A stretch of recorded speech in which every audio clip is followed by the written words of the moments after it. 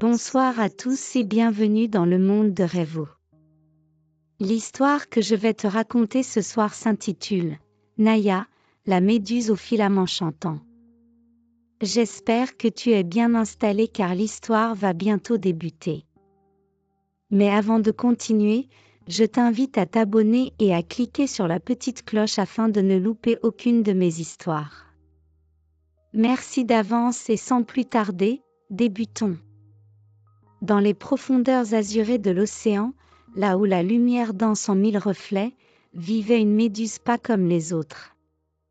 Avec ses longs filaments, elle brillait légèrement à chaque mouvement, mais surtout, elle chantait.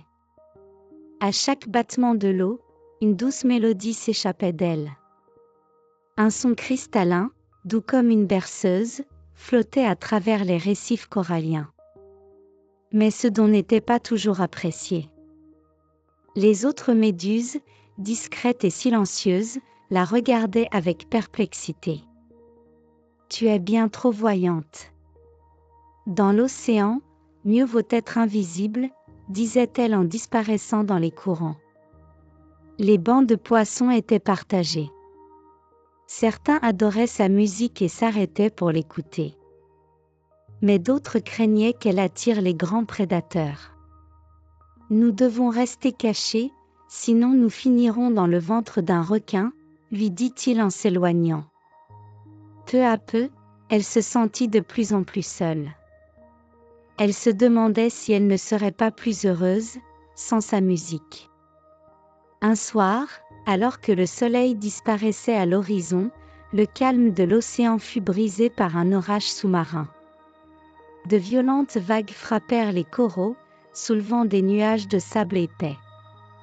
Les poissons, affolés, se dispersèrent dans toutes les directions.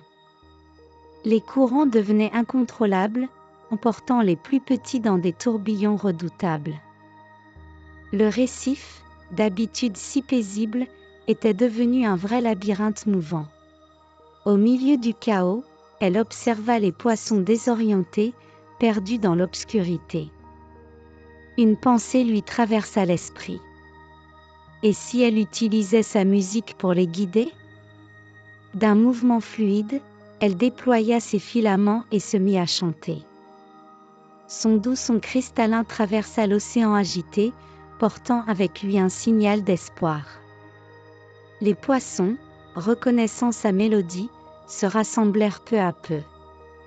Comme un phare dans la nuit, elle devint leur guide, les conduisant lentement vers une grotte sécurisée où ils purent attendre la fin de la tempête.